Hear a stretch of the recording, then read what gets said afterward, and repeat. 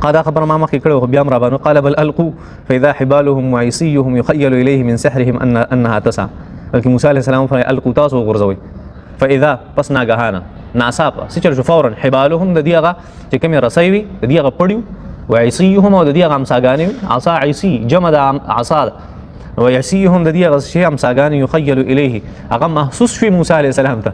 يخيل خیال نه دی خیال يخيل اليه هغه محسوس في موسی علیه السلام ته من سحرهم د دې جادو په وجه چې انها تسعى بشک دا سوي منډه وهونکې دي تسعى کوشش کوي لګیا دي منډه وي. عجیب خبر ده کنه چې جادوګر جادو کو اول ذکر راځي سحروا اعین الناس د خلکو بسترګو جادو کو اچھا د خلکو بسترګو جادو کو او دلته وی جادو کو په دغه پړو باندې او په دغه امساګانو باندې چې الته د خلکو تذکر رالم د خلکو سترګې او د خلکو هغه حواس خراب کړو جادو او چې دلته د موسی علیه السلام تذکر راځي د هارون تذکر راځي نو دا نه و چې د موسی او د هارون علیهم السلام په دماغ او په زړه اثر کړو سوی په هغه مارانو باندې په هغه پړو باندې او په هغه رسو باندې اثر وکړو. هلته سحروا اعین الناس د خلکو په سترګو جادو کو دلته سوی په دې پړو باندې او په څه جادو په دې امساګانو باندې جادو د دوانو کې فرق نو سوی فاذا حبالهم بس ناګهانه دا رسۍ وعصيهم د دې امساګان يخيل اليه دا محسوس شو موسی علیه السلام ته من سحرهم د دې د سحر د وجه چې انها تسعى. سوال دا راته يخيل اليه موسی علیه السلام په خیال کړل نو په موسی علیه السلام به جادو کړی موسی علیه السلام جوړه بد حواسه کړو ګډوډ کړو نه هغه وای داسې نه د الله جل شانو فرمای هغه سيزونه موسی علیه السلام تخکار شو هغه بار والا جادو تخکار شو موسی علیه السلام په دماغ هغه اثر نه کړی په زړه اثر نه پر روحانيت ته موسی نه چړلې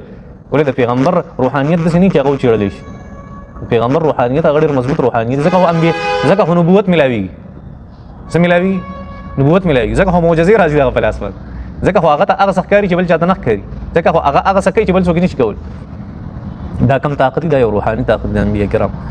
سوي من سحرهم د دې د سحر د وجنه نو دا سوال لا چې موسی عليه السلام به حواس کړو نه انها تسعى هغه پړیو هغه چې امساګانې پرتی وي هغه منډه وهل شروع کړه هغه موسی عليه السلام ته ښکاري. دوه قسمه جادو کړو خلکو څو قسمه یو د خلکو بسترګو باندې نظر بندي چې موږ ته وایي یو داسې کړو یو په هغه سيزونو باندې کړو چلو کنه که موسی علیه السلام په هغه جادو اثر نه کم از کم داسې سيزونو ګډوډ ښکار شي کنه یو طرف باندې موسی او هارون علیهم السلام هغه څه کول دوکه کولې حقیقت حال لو چې روس راځي چې الله جل شانه موسی علیه السلام او یریدو دینه داسې چلو او یا زره امساګانی او ماران چې غستا مخ لراشي دغه بس پوزیشن یو قول مطابق مفسرین حضرات مخکې مې ته تذکره وکړه هغه ضروري نه و مثال لکه ماران به وکنه یو مار نه ټوپونه وو ابل حضرت عمر بن الخطاب چې واقع کولې چې مار نه تختې ما ابو داود کی روایت ہے حضور اقدس صلی الله علیه وسلم فرمایل چې مار مخ لراشي دغه نه تختې ما څوک چې د مار نه او تختې دو د ممکن نه دی نبی علیہ السلام فرمایل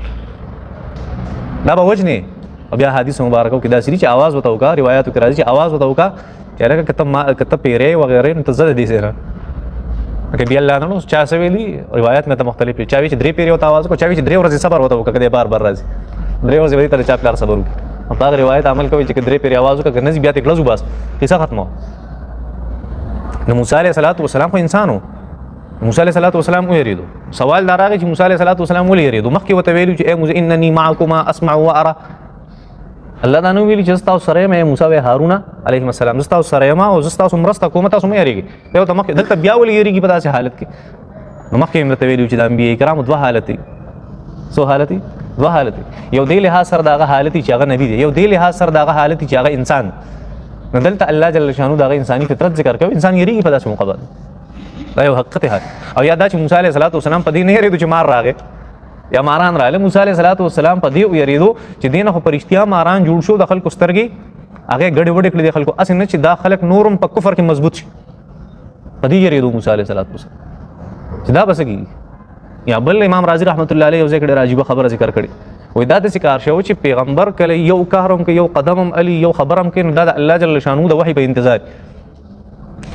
حضور اقدس صلی الله علیه وسلم بارک نجم کې وای سوي وما ينطق عن الهوى ان هو الا وحي يوحى پیغمبر چرته یو کار یو خبر سورۃ انفال کې تیر شوی پیغمبر د ځان نه کار شي کړه الله جل شانو سره ویلو پیغمبر نه ځان نه کار کوي نه خبره کوي د موسی علیه السلام مبارک خدغل ته نو پدې او یریدو چې دلته ماران اغراله مخله دلته خلق دا هر سګوري او بل طرف ته دلته الله جل شانو وحي هغه ډیلی کړه روسته کړه چې صبر وکړه موسی علیه السلام او یریدو چې دا خلق خو بوس پدې باندې ډیر زړور شي چې موسی علیه السلام بیله حالانکه موسی علیه السلام ته پته و چې زه په حق باندې یم، زه په حق یم. موسی علیه السلام ته دا پته وه. موسی علیه السلام د دین او یریدو چې الله جل شانه وحی لیټ لاسنی داخله نور گمراه شو تخت یا مقابله کو پځې پاتې. ځکه الله جل شانه سوی موسی علیه السلام په دغه حالت کې بیا ویریدو. ما وته چې موسی علیه السلام مې ریګه ستا په خلاص کې چې دی هغه غورځوا. دا وته نه چې امسا غورځوا. دا خبر اسانه و چې امسا غورځوا. دا وته نه چې امسا غورځوا. ستا په خلاص کې دی دا غټه فلسفه ده. چې ولې الله جل شانه ذکر کو.